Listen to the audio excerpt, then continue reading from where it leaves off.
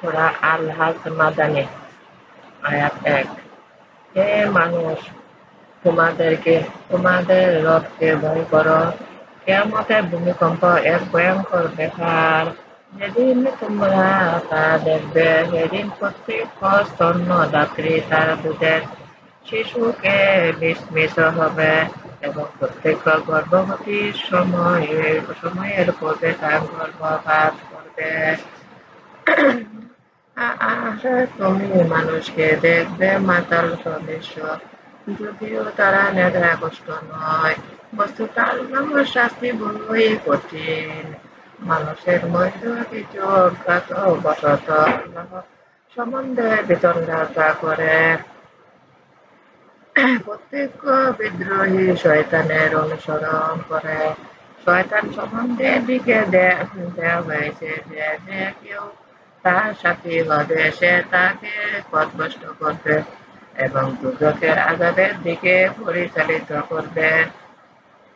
হে মানুষ, পুনর্বাসন সম্বন্ধে যদি তোমরা সন্দিগ্ধ হও, তবে চিন্তা করো, আমি তোমাদের মাটি হতে সৃষ্টি করেছি, তারপর শুক্র হতে, তারপর রক্তপিণ্ড হতে, তারপর পুনাকৃতি বিশিষ্ট অথবা অসম্পূর্ণ আকৃতি বিশিষ্ট মাংসপিণ্ড হতে।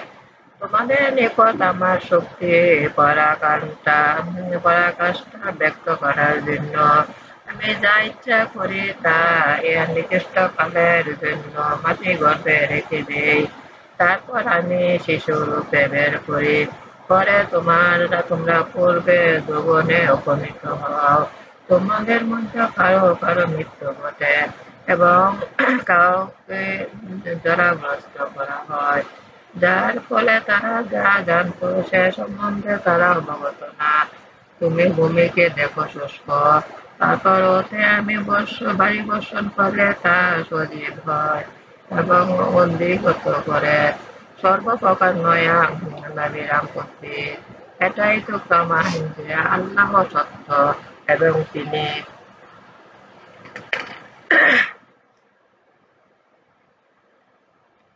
মৃত্যুকে জীবন দান করেন এবং তিনি সর্ববিষয়ে শক্তিমান।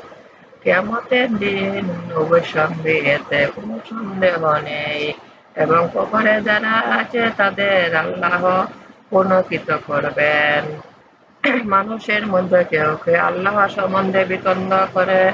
তাদের না আছে জ্ঞান, না আছে দলিল, না আছে দীপ্তিমান গ্রন্থ। লোকদের আল্লাহ পথ হতে পথভ্রষ্ট করার জন্য সে দন্ত ভরে বিতণ্ডা করে। তার যে নিয়মকে আছে লাঞ্ছনা এবং কিয়ামতের দিন আমি তাদের দহন যন্ত্রণা সাত করাবো। যেদিন তাকে বলা হবে, তোমারা কৃতকর্মের ফল। কারণ আল্লাহ দাসদের প্রতি জুলুম করেন না। মানুষের মধ্যে কেউ কেউ দ্বিধার সঙ্গে আল্লাহর উপাসনা করে, তার মঙ্গল বলে তাতে তার চিত্ত প্রশান্ত হয়। কোন বিপর্যয় ঘটলে সে তার পূর্ব অবস্থায় ফিরে যায়। সে ইহলোকে ও পরলোকে ক্ষতিগ্রস্ত হয়। এটি তো সুস্পষ্ট প্রতীক। ওরা আল্লাহর পরিবর্তে এমন কিছুকে ডাকে যা ওদের কোনো উপকার বা অপকার করতে পারে না। এটি চরম বিভ্রান্তি। ওরা এমন কিছুকে ডাকে যার প্রতি তার ক্ষতি ওর উপকার অপেক্ষা নিকটতর। কত নিকৃষ্ট তাদের এ বন্ধু এবং কত নিকৃষ্ট এর সঙ্গী। যারা বিশ্বাস করে সৎ কাজ করে, আল্লাহ তাদের বেহেশতে প্রবেশ করাবেন, যার পাদদেশে নদী প্রবাহিত। নিশ্চয়ই আল্লাহ যা ইচ্ছা করেন তাই করেন। যে মনে করো আল্লাহ রাসূলকে কখনো লোকে অপর লোকে সাহায্য করবে না। আল্লাহ রাসূলকে কখনো ইহলোকে ও পরলোকে সাহায্য করবে না। সে গৃহের ছাদের রাশি ঝুলিয়ে নিজেকে ভূমি হতে বিচ্ছিন্ন করুক। অতঃপর দেখুক তাই এ প্রক্রিয়া তার আক্রোশের হেতু দূর করে কিনা। এভাবে আমি সুস্পষ্ট নিদর্শন রূপে কোরআন অবতীর্ণ করেছি।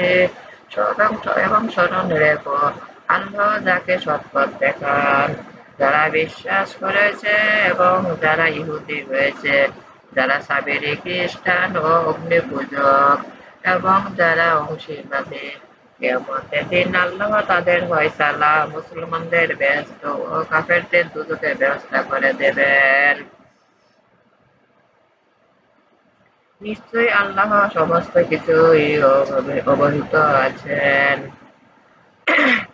তুমি কি দেখো না যে আল্লাহকে সেজদা করে যা কিছু আছে আকাশ মণ্ডলী ও পৃথিবীতে, চন্দ্র সূর্য নক্ষত্র মণ্ডলী পর্বতরাজি বৃক্ষলতা ও জীব জন্তু ও এবং সেজদা করে মানুষের মধ্যে অনেকেই, আবার অনেকে শাস্তি অবধারিত হয়েছে। আল্লাহ যাকে হেয় করেন তাকে কেউ সম্মানিত করতে পারে না। আল্লাহ অবশ্যই যা ইচ্ছা করেন তাই করেন, যা ইচ্ছা তাই করেন। এ দুটি দল এবং তাদের রব সম্বন্ধে বিতর্ক করে। যারা অবিশ্বাস করে তাদের জন্য প্রস্তুত করা হয়েছে আগুনের পোশাক।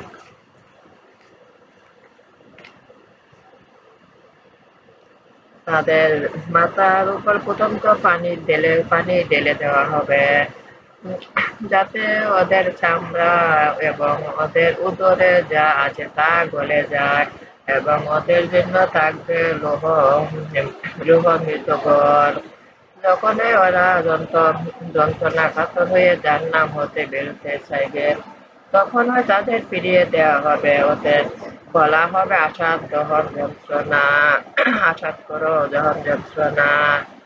যারা বিশ্বাস করে ও সৎ কাজ করে, আল্লাহ তাদের জান্নাতে প্রবেশ করাবেন, যার পাদদেশে নদী প্রবাহিত। সেখানে তাদের স্বর্ণ কঙ্কন ও মুক্তা দ্বারা অলঙ্কৃত করা হবে, এবং সেখানে তাদের পোশাক পরিচ্ছদ যে হবে রেশমের। তাদের সদ্বাক্য অনুগামী করা হয়েছিল এবং তারা আল্লাহর পথে পরিচালিত হয়েছিল। যারা বিশ্বাস করে ও মানুষকে আল্লাহর পথে বাধা দেয়, এবং যে মসজিদুল হারাম কাবা শরীফকে আমি স্থানীয় বা বহিরাগত সকলের জন্য সমান করেছি তা হতে মানুষকে নিবৃত্ত করে, তাদের আমি মর্মন্তুদ শাস্তি আশা গ্রহণ করাবো। এবং তথায় যে পাপ কাজ করতে ইচ্ছা করে তাকেও। এবং আমি ইব্রাহিমের জন্য কাবা গৃহস্থান স্থির করে দিয়েছিলাম। আমার সঙ্গে কোনো অংশ স্থির করো না, এবং তওয়াফকারী ও রুকু সেজদাকারীদের জন্য আমার গৃহকে পবিত্র রেখো, এবং মানুষের নিকট হজ ঘোষণা করে দাও। ওরা তোমার নিকট পথ বেঁধে এবং সর্বপ্রকার দ্রুতগামী উটের পিঠে আসবে। এরা আসবে দূর দূরান্ত পথ অতিক্রম করে, যাতে ওরা ওদের কল্যাণ লাভ করে, এবং নির্দিষ্ট দিনগুলোতে আল্লাহর নাম স্মরণ করে। ওদের তিনি পশু থেকে তার জবাইকালে যে রুটি দিয়েছেন, তোমরা তা হতে খাও। দুস্থ অভাবীদের আহার করাও। তারা যেন তাদের দৈহিক অপরিচ্ছন্নতা দূর করে এবং তাদের মানত পূর্ণ করে, এবং চীন গৃহে তওয়াফ করে। এটাই বিধান। কেউ আল্লাহ কর্তৃক নির্ধারিত অনুষ্ঠানগুলো সম্মান করলে তার রবের নিকট এটি উত্তম। উল্লেখিত ব্যতিক্রমগুলো ছাড়া অন্যান্য পশু তোমাদের জন্য বৈধ করা হয়েছে। তোমার মূর্তির অপবিত্র বর্জন করো এবং মিথ্যা কথন হতে দূরে থাকো। আল্লাহর প্রতি একনিষ্ঠ হয়ে এবং তার কোনো অংশী করো না, এবং যে একে আল্লাহর অংশী করে তার অবস্থা সে যেন আকাশ হতে পড়ল, পরে পাখি তাকে ছুঁড়ে মেরে নিয়ে গেল, কিংবা বায়ু তাকে দূরবর্তী স্থানে নিক্ষেপ করলো। এটি বিধান। এবং কেউ আল্লাহর নির্দেশাবলীকে সম্মান করে তো তার হৃদয়ের ধর্মনিষ্ঠ সঞ্জাত। সমস্ত পশুতে নির্দিষ্ট কাল তোমাদের নানাবিধ উপকার রয়েছে অতঃপর মুক্ত গৃহের নিকট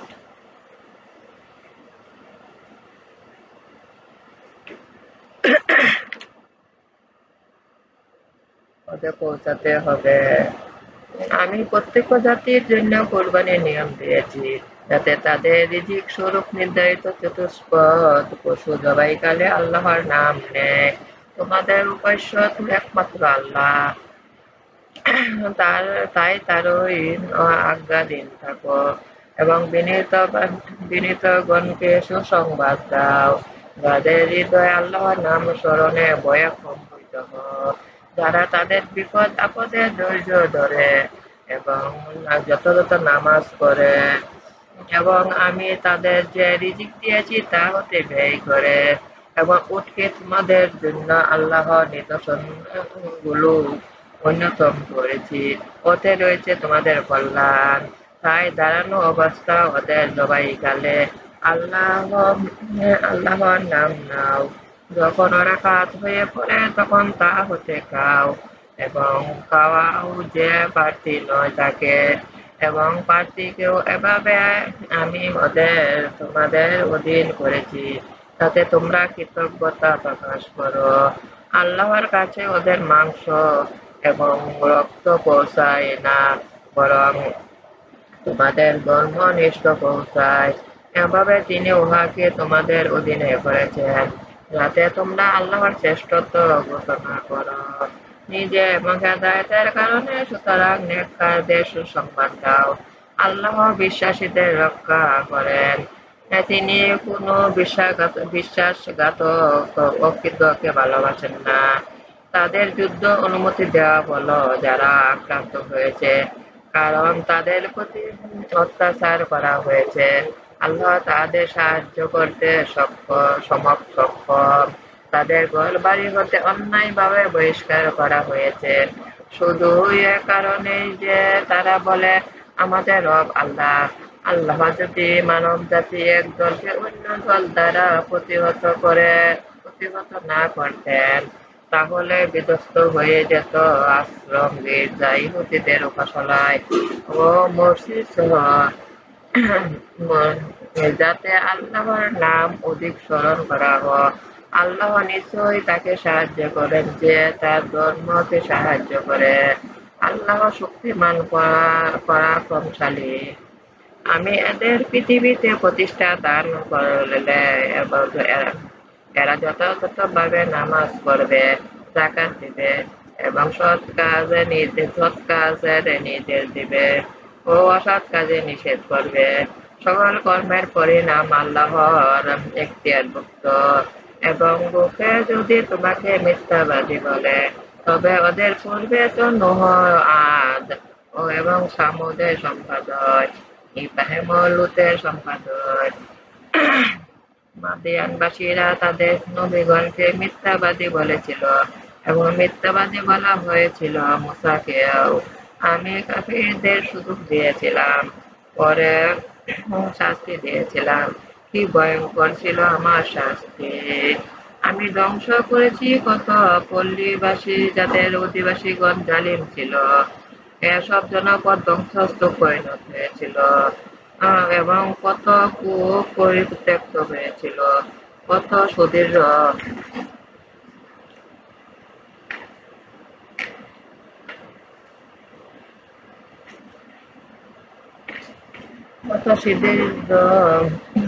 প্রাসাদ জনমানব শূন্য হয়েছে, যাতে তারা জ্ঞান বুদ্ধি সম্পূর্ণ হৃদয় ও শ্রুতি শক্তি সম্পূর্ণ শ্রবণের অধিকারী হতে পারে। এর উদ্দেশ্য কি তারা দেশ ভ্রমণ করেনি। বস্তুত চক্ষু তো অন্ধ হয় না, বরং অন্ধ হচ্ছে বক্ষস্থির হৃদয়। তারা শাস্তি ত্বরান্বিত করতে বলে, অথচ আল্লাহ আল্লাহ তার প্রতিজ্ঞা কখনো ভঙ্গ করেন না। তোমরা রবের একদিন তোমাদের গণনা 1000 বছরের সমান। এবং আমি অবকাশ দিয়েছি কত জনপদকে যখন ওরা ছিল জালিম, পরে ওদের শাস্তি দিয়েছি এবং প্রত্যাবর্তন আমারই নিকট। বলো হে মোহাম্মদ, হে মানুষ, আমি তো তোমাদের জন্য এক স্পষ্ট সতর্ককারী। তাই যারা বিশ্বাস করে, সৎ কাজ করে, তাদের জন্য সম্মানজনক জীবিকা আছে। এবং যারা প্রবল হওয়ার উদ্দেশ্যে আমার আয়াতকে ব্যর্থ করার চেষ্টা করে, তারাই দুজকের অধিবাসী। আমি তোমাদের পূর্বে যে সমস্ত রাসূল বা নবী প্রেরণ করেছি, তারা যখন কিছু পাঠ করেছে, তখনই তারা তাদের পিঠে তা কিছু প্রক্ষিপ্ত করেছে, কিন্তু শয়তান যা প্রক্ষিপ্ত করে আল্লাহ তা বিদরিত করেন। পরে আল্লাহ তার আয়াত সমূহকে সুপ্রতিষ্ঠিত করেন এবং আল্লাহ সর্বজ্ঞ প্রথম। এই জন্য যে শয়তান যা প্রক্ষিপ্ত করে তিনি ওকে পরীক্ষা স্বরূপ করেন তাদের জন্য যাদের অন্তরে বেঁধে রয়েছে, যারা পাষাণ হৃদয়, জালিমেরা অশেষ মতভেদে। এবং এই জন্য যে যাদের জ্ঞান দেওয়া হয়েছে তারা যেন জানতে পারে যে এ তোমার রবের নিকট হতে প্রেরিত সত্য। পরে তারা যেন ওতে ঈমান আনে, তাদের অন্তরে যেন ওর প্রতি অনুগত হয়। যারা বিশ্বাসী তাদের অবশ্যই আল্লাহ সরল পথ দেখান। অবিশ্বাসীরা ওতে সন্দেহ পোষণ হতে বিরত হবে না, যতক্ষণ না ওদের নিকট আকস্মিক ভাবে কিয়ামত এসে পড়বে এবং অথবা এসে পড়বে ভয়ঙ্কর দিনের শাস্তি। সেদিন চূড়ান্ত কর্তৃত্ব হবে আল্লাহরই, তিনি ওদের বিচার করবেন। সুতরাং যারা বিশ্বাস করে ও সৎ কাজ করে তারা সুখকর কাননে অবস্থান করবে। এবং অবিশ্বাসী করে অবিশ্বাসী করে ও আমার আয়াতকে অস্বীকার করে তারার জন্য লাঞ্ছনাদায়ক শাস্তি থাকবে। যারা আল্লাহর পথে গৃহত্যাগ করেছে এবং পরে নিহত হয়েছে বা মৃত্যুবরণ করেছে, আল্লাহ উৎকৃষ্ট জীবিকা দান করবেন এবং আল্লাহ অবশ্যই সর্বোৎকৃষ্ট জীবিকা দাতা। তিনি তাদেরকে প্রবেশ করাবেন পছন্দ মাফিক স্থানে এবং আল্লাহ সৌভাগ্যময় সহনশীল। এটি হয়ে থাকে কোন ব্যক্তি নিপীড়িত হয়ে যৌতুকযুক্ত প্রতিশোধ গ্রহণ করলে, পথে সে অত্যাচারিত হলে আল্লাহ তাকে সাহায্য করবেন। নিশ্চয় আল্লাহ মার্জনাকারী ক্ষমাশীল। এর জন্য যে আল্লাহ রাতকে দিনে পরিণত করেন এবং দিনকে রাতে পরিণত করেন এবং আল্লাহ সর্বস্রষ্টা। এই জন্য যে এই জন্য যে আল্লাহ তিনি সত্য এবং ওরা তার পরিবর্তে যাকে ডাকেন তা তো অসত্য এবং আল্লাহ তিনি তো সমুচ্চ মহান। তুমি কি দেখো না যে আল্লাহ আকাশ হতে বাড়ি বর্ষণ করেন যাতে পৃথিবী সবুজ শ্যামল হয়ে ওঠে? নিশ্চয়ই আল্লাহ সমস্ত গোপন রহস্য জানেন, সর্ব বিষয়ে তিনি সুপরিজ্ঞাত। আকাশমণ্ডলী ও পৃথিবীতে যা কিছু আছে তা তারই এবং আল্লাহ তিনি তো অভাবমুক্ত প্রশংসায়। তুমি কি দেখো না যে আল্লাহ পৃথিবীর সমস্ত কিছুকে এবং তার নির্দেশে সমুদ্র বিচরণশীল জলযান সমূহকে তোমাদের অধীন করেছেন এবং তিনি আকাশকে স্থির রাখেন যাতে তা পৃথিবীর উপর তার অনুমতি ভিন্ন পতিত না হয়। আমার আল্লাহ মানুষের প্রতি দয়াদ্র, পরম দয়ালু, এবং তিনি তোমাদের জীবন দিয়েছেন, পরে তিনি মৃত্যু ঘটাবেন, আবার তোমাদের জীবিত করবেন। মানুষ তো অতিমাত্রা অকৃতজ্ঞ। প্রত্যেক জাতি প্রত্যেক জাতির জন্য নির্ধারিত করেছি নিয়ম কানুন, যা ওরা পালন করে তাই ওরা যেন তোমার সঙ্গে এতে বিতর্ক না করে। তুমি তাদেরকে রবের দিকে ডাকো, তুমি তো সরল পথে আছো।